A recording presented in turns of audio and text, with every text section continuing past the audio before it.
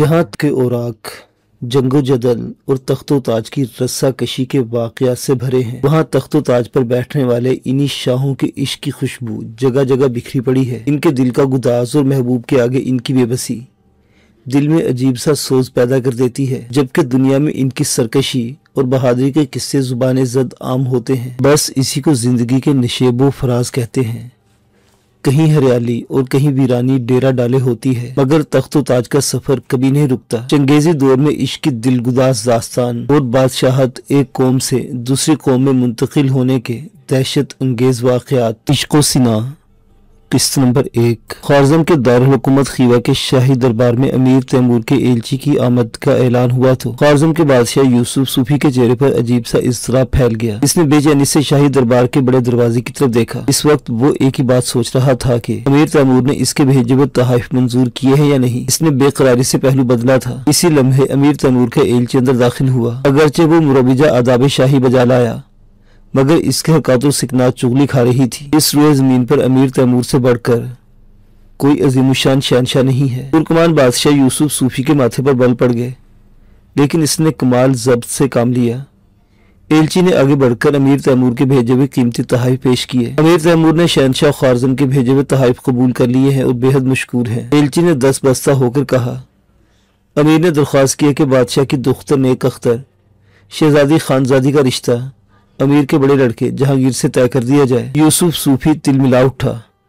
اس کے ذہن میں خدشے نے سر اٹھایا کہ اس طرح امیر تیمور اسے اپنا باج گزار بنانا چاہتا ہے۔ اس باد پیما کی جرت کی کہ وہ ہماری بیٹی کا رشتہ طلب کرے۔ یوسف صوفی کے لہجے میں تلخی اور تمکنت تھی۔ بوڑھے وزیر احمد نے زمانے کے خاصے سرد و گرم دیکھ رکھے تھے۔ وہ ٹھنڈے ذہن کا مالک تھا۔ اپنے آقا کا تند لہجہ دیکھا تو فوراً اپنے بادشاہ کے سامنے دوزانو ہو گیا۔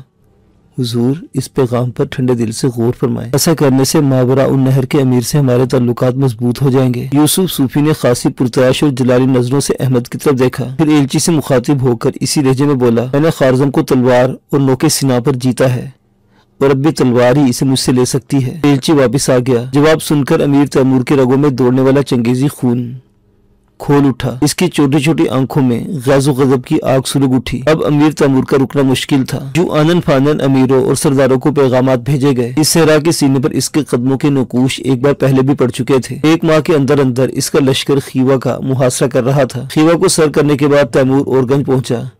صوفی اب وہی قلعہ بند ہو چکا تھا۔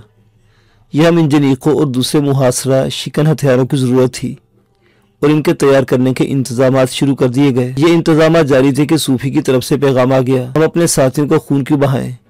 کیوں نہ تم اور میں آپس میں فیصلہ کر لیں، جس کے ہاتھ دوسرے کے خون سے رنگے جائے وہی فاتح تصور کیا جائے۔ یوسف صوفی کے پیغام رساں نے شہر کے صدر دروازے کے سامنے والا میدان اس مبارزت کے لیے منتخب کیا اور وقت کا تعین بھی کر لیا گیا۔ تیمور کے سرداروں نے یہ تجویز پسند نہیں کی۔ انہوں نے زوردار لہجے میں اصرار کیا، امیر لڑنا ہمارا کام ہے، آپ کا مقام تخت پر اور چتر شاہی سے حکم صادر کرنا ہے۔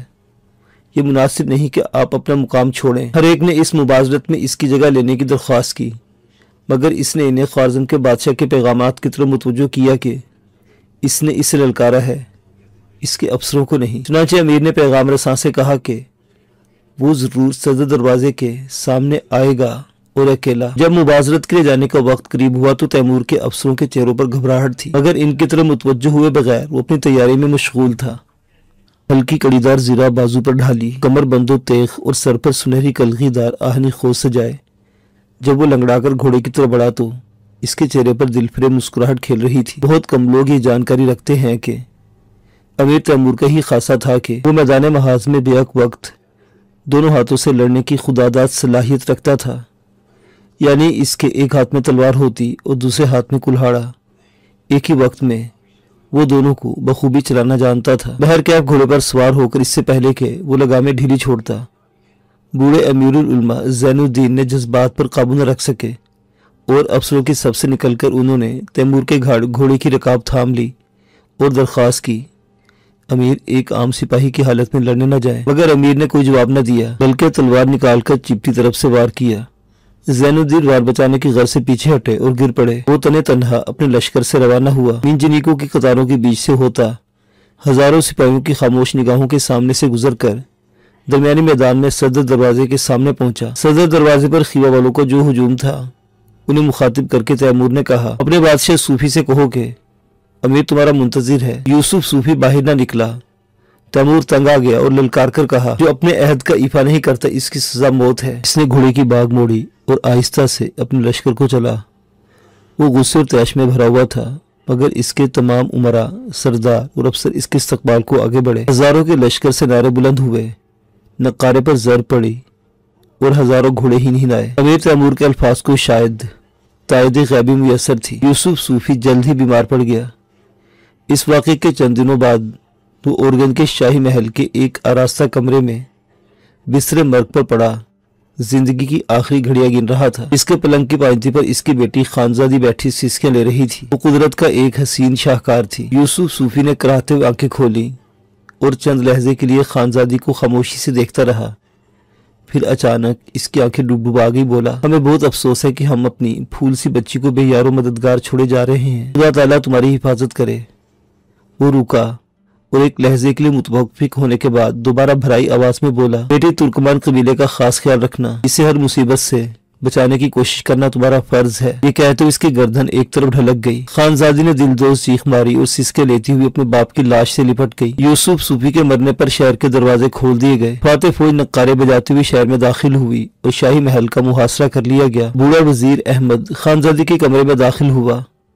وہ اس وقت مغموم کھڑی کچھ سوچ رہی تھی۔ شہزادی صاحبہ، اگر اجازت ہو تو شاہی محل کی چابیاں تیمور کے افسروں کے حوالے کر دی جائے، احمد نے گلوگیر لہجے میں کہا۔ خانزادی جیسے خیالوں سے چونکی۔ ایک لہجے کے لیے اس کی آنکھوں میں چمک دکھائی دی جو جلد ہی معدوم ہو گئی۔ اس نے اس بات میں سر ہلایا اور دوسری طرف دیکھنے لگی۔ بوڑھے وزیر احمد نے اپنے قدم دروازے کی جانب بڑھائے، مگر دروازے پر جا کر رک گیا اور مڑ کر خانزادی کی طرف دیکھنے لگا جو اب دبی دبی سسکے لے رہی تھی۔ یہ دیکھ کر احمد کی آنکھوں میں بھی آنسو بھر آئے۔ وہ واپس لوٹ گیا اور شہزادی کے سر پر اپنے ہاتھ رکھ دیے۔ شہزادی صاحبہ، اب رونے سے کام نہیں بنے گا، آپ کو ہمت نہیں ہارنا چاہیے اور صبر سے کام لینا چاہیے۔ یہ کہہ کر وہ کمرے سے باہر نکل گیا۔ امیر تیمور اور یوسف صوفی کے وزیروں کے درمیان طے ہوا کہ خانزادی کو جہانگیر کی دلہن کے طور پر روانہ کیا جائے اور خوارزم کو ایک صوبہ بنا کر جہانگیر کو وہیں کا حاکم بنا دیا جائے۔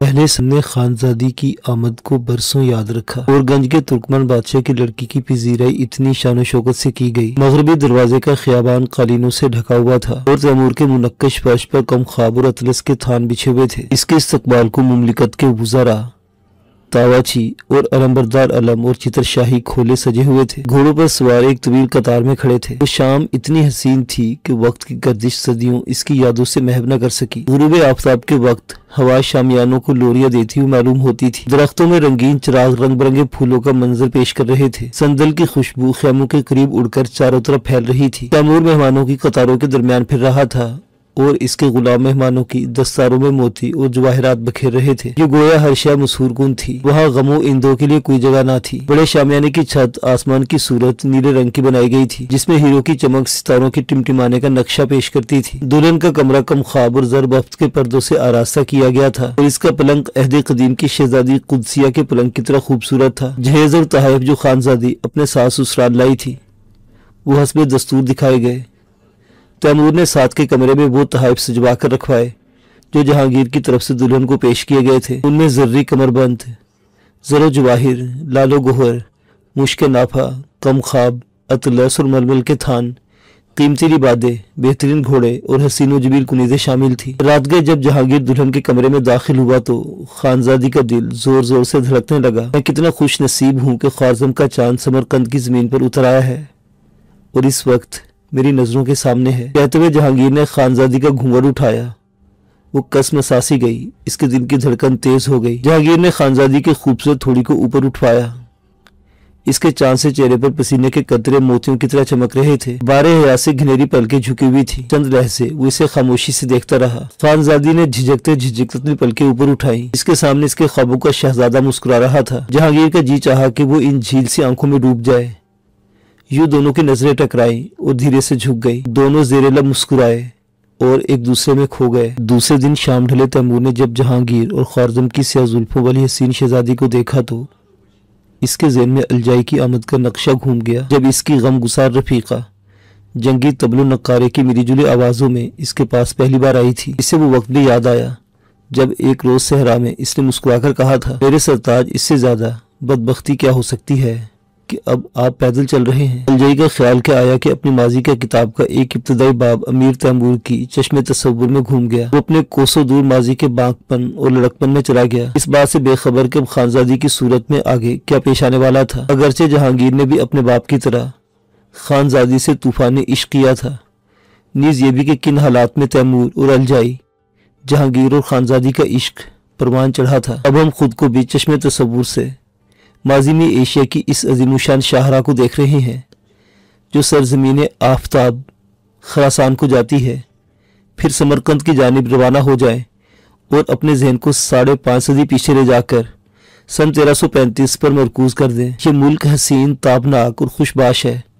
دور افق کے پس منظر پر پہاڑوں کے سلسلے بلند ہوتے ہوئے تخت سلیمان کی چوٹی تک پہنچ رہے ہیں۔ دامن کوہسار کی پست و بلند پہاڑیاں ہری ہری گھاس سے ڈھکی ہوئی ہیں اور ان کے درمیان صاف و شفاف اور ٹھنڈے پانی کی ندیاں بہہ رہی ہیں۔ اس سرسبز خطے میں چرواہے بھیڑی بکریاں چراتے پھرتے ہیں اور ان سے ذرا نیچے دیہات کے قریب جہاں گھاس زیادہ گھنی ہے مویشیوں کے ریوڑ چل رہے ہیں۔ دریا چونے کی چٹان میں بل کھاتا ہوا تیزی سے بہہ رہا ہے۔ اس دریا کو دریائے آمو کہتے ہیں۔ یہ صدیوں سے ایران اور توران یعنی شمال اور جنوب کے درمیان حد فاصل ہے۔ دریا پار شمال کی طرف توران ہے جس کی نامعلوم گہرائیوں سے گھوڑے اور مویشی پالنے والے اور خودنما ٹوپی پہننے والے خانہ بدوش ابھرے تھے۔ یوں اس دریا کے سوا اور کوئی حد فاصل نہیں ہے، اسی لیے اس سے شمال کی طرف واقع سرزمین کو ماوراء النہر یعنی دریا پار کا علاقہ کہتے ہیں۔ دریا آمو کے اس پار شمال میں جب موسم بہار آتا ہے تو پوری وادی سبزے سے روپوش ہو جاتی۔ کچے پکے اور لکڑی کے کچی اینٹوں کے مکانوں کو مختلف قسم کی بیلیں اپنی گرفت میں لے لیتی۔ یہاں ایک دریا بھی بہتا تھا۔ آبادی کے لوگوں نے اس دریا سے چھوٹی چھوٹی نہریں نکال لی تھیں جن سے وہ اپنی ہر قسم کی ضرورتیں پوری کرتے تھے۔ اس خوبصورت جگہ کو سبزہ زار کا نام دیا گیا، لیکن امداد زمانہ نے سبزہ زار کا ہے اور آگے کا زار محو کر دیا اور سبز زندہ رکھا۔ بعد میں یہ جگہ سبز کہلائی جانے لگی۔ تاریخ کا عظیم فاتح تیمور یہی پیدا ہوا تھا۔ شہر سبز میں بلند و بالا میناروں کی بھی کثرت تھی اور ان پر جو عملہ تعینات تھا اس کی ذمہ داری تھی کہ وہ چاروں طرف سے آنے والے قافلوں پر نظر رکھتے اور اگر ان میں کوئی مخدوش قافلہ نظر آ جاتا تو وہ اس سے تیمور کے باپ ترغائی کو مطلع کرتے۔ یوں سمرقند جانے کے لیے مسافروں کو یہی دریا عبور کرنا پڑتا تھا۔ دریا کے اس طرح پہلے شابلوت کے گھنے جنگل سے گزرنا پڑتا، پھر بھربھرے کے 600 فٹ اونچے پہاڑوں کی تنگ گھاٹی کا درہ آتا جس میں آواز کی باز گشت آواز نکالنے والے کا مذہقہ اڑاتی معلوم ہوتی۔ اس کا نام دربند آہنی یعنی کہ باب الحدید تھا، کیونکہ اس تنگ و تاریک راستے سے 2 سے زیادہ اونٹ ساتھ ساتھ نہیں گزر سکتے تھے۔ یہاں 2 موہی پہرے دار کھڑے رہتے تھے جو مسافروں کو چہروں کو بغور دیکھتے تھے۔ یہ پہرے دار قوی الجثہ ہوتے تھے، آہستگی سے بولتے اور الفاظ کو طول دے کر ادا کرتے جیسے ہر لفظ سوچ سوچ کر بولا جا رہا ہو۔ ان کے جسم پر باریک کڑیوں والا زرہ اور سر پر خود اور خود پر گھوڑے کی دم کا ترہ ہوتا تھا۔ یہ ماوراء النہر کے سرحدی محافظ تھے۔ ترغائی کو اس علاقے کے چغتائی خان نے سبز اور نقشب کی حکومت دے رکھی تھی۔ اس حکومت کے عوض ترغائی منگول خان کو سارا حصہ بے باقیہ کرتا تھا۔ تیمور کا باپ ترغائی ایک دیندار آدمی تھا، اسے جنگجوئی سے نفرت تھی، لیکن اگر کبھی بدرجہ مجبوری لڑنا ہی پڑتا تو جنگ سے منہ موڑنا بڑی شرمناک بات سمجھتا تھا۔ جوانی میں پیری نے کمر ڈالی تو ترغائی اداس رہنے لگا۔ صوفیوں کی محبت نے اسے تصوف پر مائل کر دیا۔ اس کے سامنے اس کا بیٹا تیمور تھا جس کی جفاکشی، دلیری اور بے چینی اسی کسی بات پر قانع نہیں رہنے دیتی تھی۔ ترغائی تیمور کی فطرت کے اس پہلو سے کبھی خوش ہوتا اور کبھی ناخوش ہو جاتا۔ چنانچہ جب تصوف غالب آتا تو وہ ایک خاص لب و لہجے میں تیمور کو سمجھانے لگتا، بیٹے تو نہیں جانتا یہ دنیا سونے کے اس پیالے کی طرح ہے جس میں سانپ اور بچھو بھر دیے گئے ہوں۔ میں خود تو اس دنیا سے تنگ آ چکا ہوں، تیرا پتہ نہیں کیا حال ہے۔ تیمور پر ان باتوں کا کوئی اثر نہیں ہوتا، لیکن کچھ ہی دیر یا دنوں بعد ترغائی پر ایک دوسری کیفیت طاری ہو جاتی۔ اس کیفیت میں ایک روز اس نے بڑے ولولے سے تیمور سے کہا، بیٹے شاید تجھے نہیں معلوم کہ چنگیز خان کے جد اعلیٰ میں سے ایک کا نام تومین خان تھا۔ یہ اس وقت کی داستان ہے جب خان اعظم چنگیز خان ابھی پیدا نہ ہوا تھا۔ 17-18 سالہ تیمور کی آنکھوں میں یکایک چمک پیدا ہوئی اور اب وہ اپنے باپ کی باتوں میں غیر معمولی دلچسپی لے رہا تھا۔ ترغائی گردن جھکائے بڑی دلچسپی سے کہہ رہا تھا، تومین خان کے 2 جڑواں بیٹے پیدا ہوئے، اس نے ان میں سے ایک کا نام قبل خان اور دوسرے کا جولی خان رکھا۔ جب قبل خان اور جولی خان جوان ہو گئے تو ان دونوں نے ایک ہی رات میں एक जैसा ख्वाब देखा। किबल खान ने देखा कि जमीन और आसमान के दरमियान एक रोशन सितारा तुलू हुआ। इसकी रोशनी बढ़ती चली गई, यहाँ तक कि इसने दूसरे तमाम सितारों को मध्यम कर दिया और अपनी रोशनी से तमाम रूह जमीन को भर दिया। दूसरे भाई जवल्ली खान ने भी यही ख्वाब देखा था, मगर इसका सितारा निस्बतन छोटा था और इसकी चमक भी बड़े सितारे से कम थी। जब नजूमियों और ताबीर बताने वालों से इसकी ताबीर पूछी गई तो उन्होंने मुतफक्का तौर पर ताबीर दी कि किबल खान की नस्ल से एक अजीम बादशाह पैदा होगा जो पूरी दुनिया फतह करके अपनी हुकूमत कायम करेगा और जवल्ली खान की औलाद वज़ीर-ए-आज़म बनकर नज़्म नस्क संभालेगी। सरगई इतना कहकर खामोश हो गया। कई लहजे के लिए दम बखुद सुकूत तारी रहा।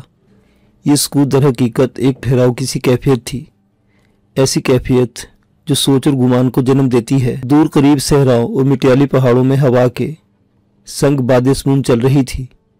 आसमान बज़ाहिर खामोश था, जमीन रेत और भुरभुरी मिट्टी से अटी पड़ी थी। कौन जानता था कि ये घड़ी एक अजीम फातह की नवीस सुनाती घड़ी है, एक अजीम फातह की नवीस सुनाती घड़ी है।